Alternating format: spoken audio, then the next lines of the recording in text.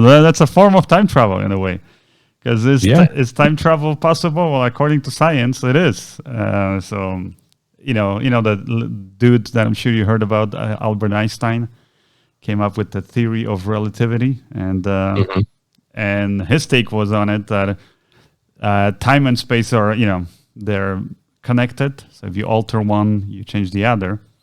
And also, the theory of relativity basically talks about how it's all relative to things. So, like, for example, in space, if you're, it's the same, like I'm saying, like relative to how you are in your mind, what you're preoccupied. I mean, literally time can travel drastically different, it's like that. I heard a saying one time, was it like time flows much different depending on which side of the bathroom door you are. Because you know how it is. Yeah, that's a fact. Yeah. So it's kind of it's relative to your, I guess, to each one of our experiences. And then when it comes to the, I guess, theory of relativity, according to Einstein, and I mean, it sort of seems to be, it's still, I guess, a theory, hasn't been fully proven, but we still use, or we go by that theory.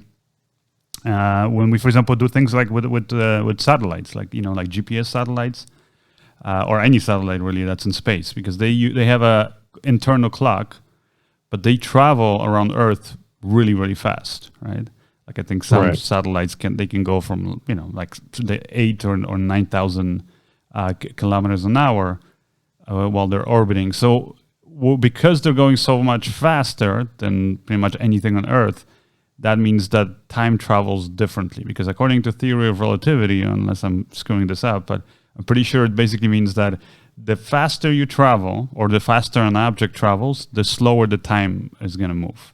And I know there's been already tests done with, I don't know whether it was like an astronaut or they just had like a spaceship or space capsule, and they literally had two clocks set at the same time. And then one of the clocks stayed on Earth while the other went up on that spaceship or whatever it was, satellite, and it just orbited Earth really, really fast.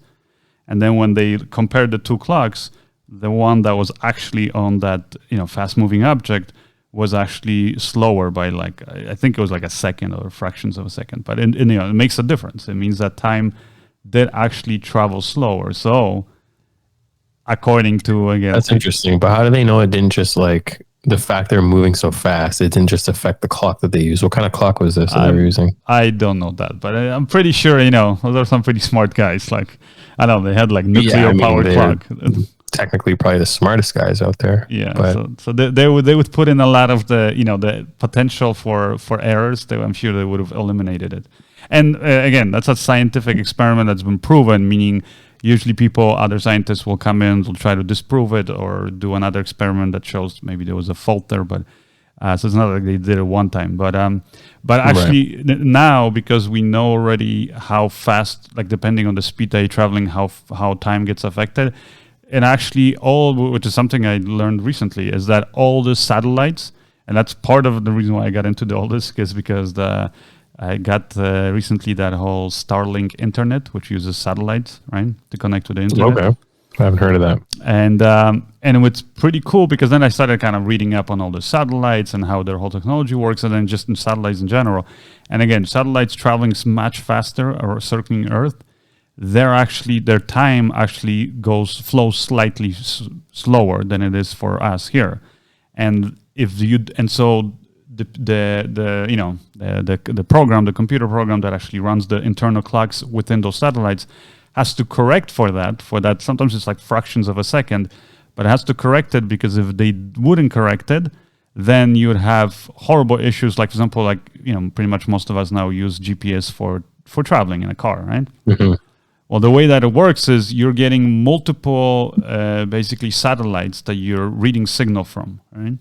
So depending on like your let's say your cell phone looks at connects to multiple, I think it has to connect to minimum like 4 satellites, but usually it will connect to like even 10, 15 satellites depending on how your visibility is. And basically it connects to these satellites, and it's a one-way signal. So the satellites just emit nonstop this signal, and then our phones pick up that signal, and depending on, it basically looks at the internal clock of each of these satellites. and then it looks at how fast or how long it took that signal to travel to your phone. And based on that, because you can see that, let's say this satellite is supposed to be over there, right? And it took us whatever, took like 1/8 of a second faster than, for example, the satellite that's like way over there on the other side. So based on that, it looks at all the tiny little differences in time and it compares it, and that's how we can figure out where you are on Earth, right? So it's like this constant, just computer basically trying to figure out and match these things. So basically, in short terms, it means that if those internal clocks in those satellites were not being constantly adjusted for the time effect, the fact that time flows slower there, then none of this GPS technology would work, or many other satellite technology wouldn't work. So it is already, you could say, proven that time travel is possible. It's just not maybe what people, I guess, expect, like Back to the Future kind of thing, like, hey Doc, let's jump in the car. So technically that ending to that Superman movie where he flew so fast that he turned back time, I guess you're trying to say that's a real possibility. Yeah, I guess if you go fast enough, you technically should be going back in time. Now, another thing though, that's according to theory of relativity by Einstein, is that he at least doesn't believe that anything in the universe can travel faster than the speed of light. And if you were to travel at the speed of light, I mean, pretty much, like from what science says right now, you disintegrate. So it's not a good idea. But if you did manage to travel to the speed of light, technically time wouldn't move for you. Like basically no time would pass for you. If, relative to, let's say, what's happening on Earth. But if you went faster than the speed of light, then at that point, time would be going backwards, right? And then again, the faster you go from that point, it would go even faster backwards. So technically, according to science, if you can go faster than the speed of light, then you could go back in time. Although theory of relativity says you probably can't go faster than speed of light. So that's the kind of like a sort of a oxymoron. So technically, you can't travel in time. Then. Well, no, it's you can. You mean you can travel in time? It's just you can make time go slower, or you can make time go faster, I guess. But to go so slow that you actually end up going in reverse is according to the theory, which has not been proven. That part, it's impossible. Because basically nothing can technically, again, some people, like Einstein, believe that nothing can travel faster than the speed of light. But then again, dude, there was people like, was it like 150 years ago when first people started talking and building like the first locomotives even, and then cars, and then afterwards the Wright brothers were building airplanes.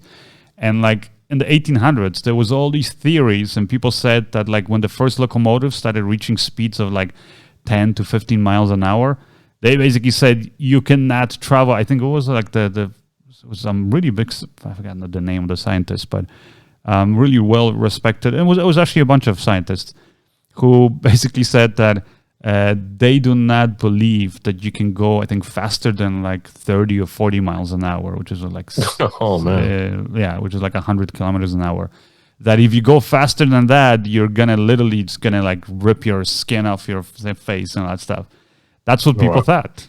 And then, of course, now we travel no problem. I see many idiots on the highway go way over 100. So exactly. So it's clearly possible. So again, just because we right now think time of basically traveling faster than the speed of light is impossible, does not mean that it's so. So until we get to that point where we can actually test it, then I guess we won't know. So.